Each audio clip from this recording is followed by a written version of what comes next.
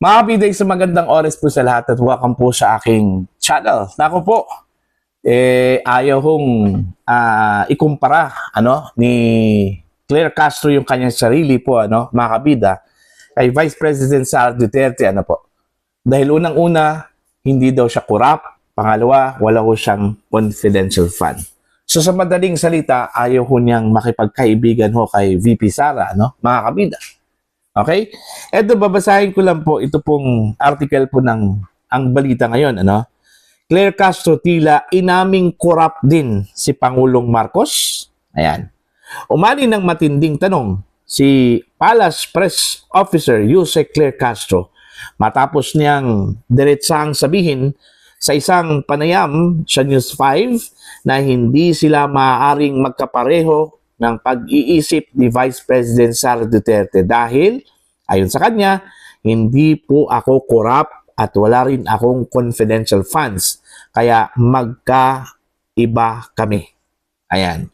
Sa pahayag niyang ito, maraming netizens ang napatanong kung ang pagkakaroon ng confidential funds ang basihan ni Castro ng pagiging magkaiba nila at hindi corrupt dahil wala siya nito.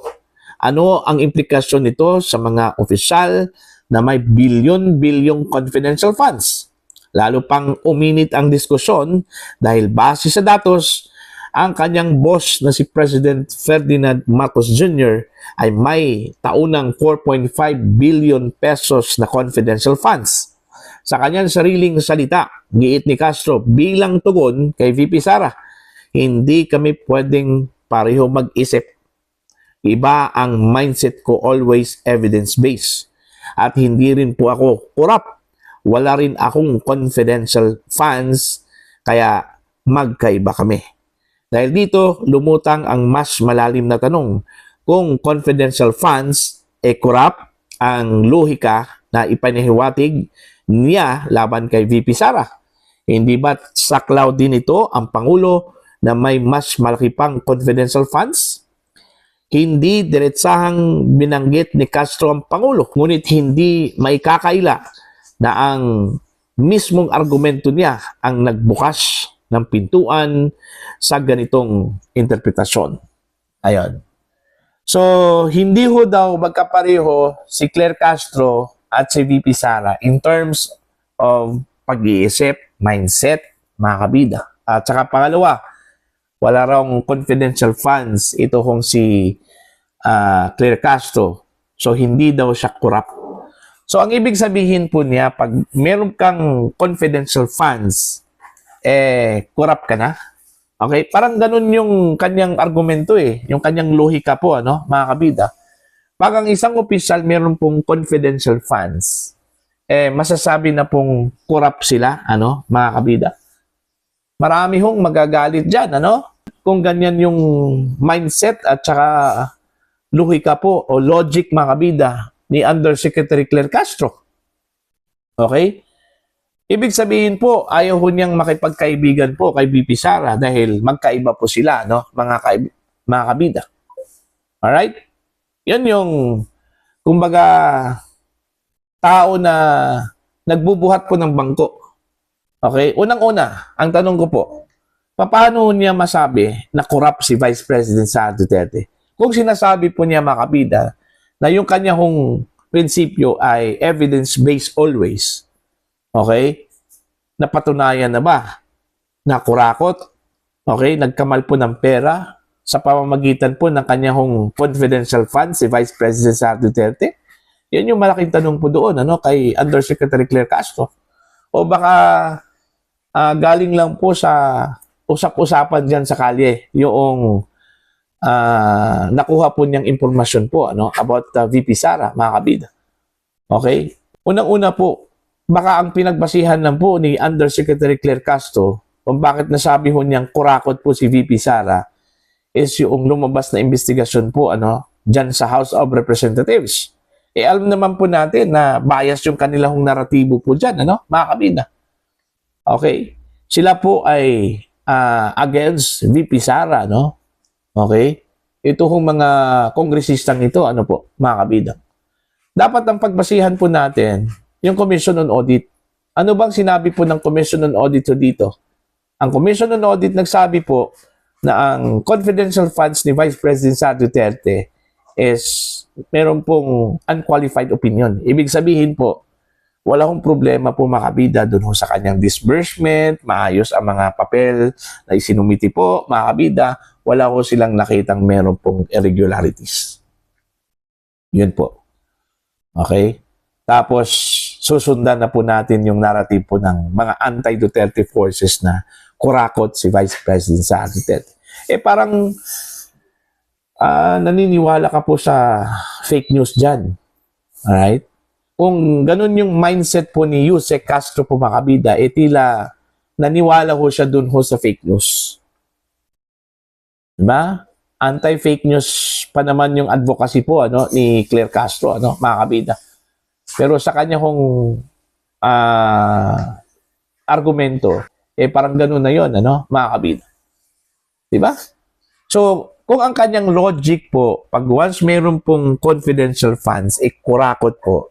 So, ibig sabihin ho ba, yung kanyang amo na si Pangulong Marcos, na napakalaki yung confidential funds, na umabot daw ng 4.5 billion pesos bawat taon. Ibig sabihin ho ba, kurakot din si Pangulong Ferdinand Bongbong Marcos. Kung susundan po natin yung logic po ni Undersecretary Claire Castro po, mga kabida. Yung mga opisyal po ng AFP, okay, na meron ding confidential funds. Yung mga opisyal po ng PNP na meron ding confidential funds, mga kabida, okay? Yung Bureau of Customs, meron pong confidential funds at iba pang mga ahensya, halos lahat po ng mga ahensya po ng gobyerno, Department of Education, etc., etc., So sila po, yung mga custodian dyan, mga corrupt din. Okay, kung pagbabatayan po natin yung logic po ni Claire Castro po, mga kabida. Doon pa lang kay Pangulong Marcos, napakalaki yung kanyang confidential funds. Imagine na 4.5 billion bawat taon. So, ibig sabihin ho ba, Undersecretary Claire Castro, corrupt din yung amo mo? Kasi may confidential funds, Yan yung mahirap po sa mga taong close yung isip po, Yung, ang nasa isip lang po makabida, anti-Duterte, okay? Yung nasa isip lang po makabida, kalaban ho si Duterte. Gano'n lang po yun. Kahit na po walang napatunayan, makabida, kahit na po meron na pong opinion ang Commission on Audit, pero hindi po nila tatanggapin yun. Kasi close-minded yung mga taong yun. Okay? So, pangalawa din, kung si Sara Duterte din ang tatanungin dyan, kung pareho ba sila ni Claire Castro, isa lang din yung sagot po ni VP Sara. Okay? Hindi. Kasi kung naalala po ninyo yung sinabi po ni VP Sara, mga kabida, ano bang sagot po niya doon ho sa tanong about Claire Castro? Okay?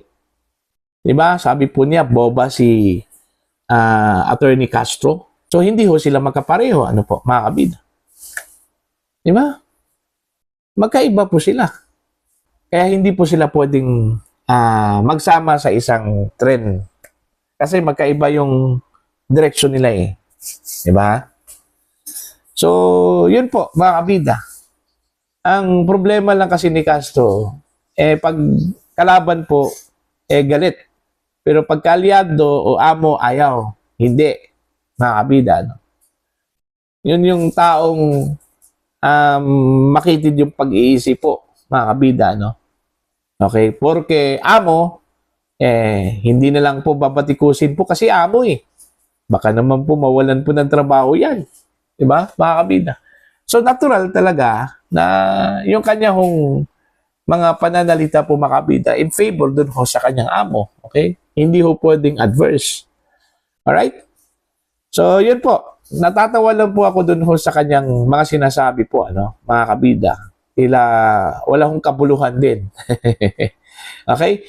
Para po sa inyo, ano po ang inyong opinion at pananaw po, please comment down. Sa mga hindi pa po subscriber sa channel, please subscribe. Just click the subscribe button, click the notification bell, click all para updated po kayo mga kabida sa aking mga uploads. Maraming salamat po sa inyo lahat.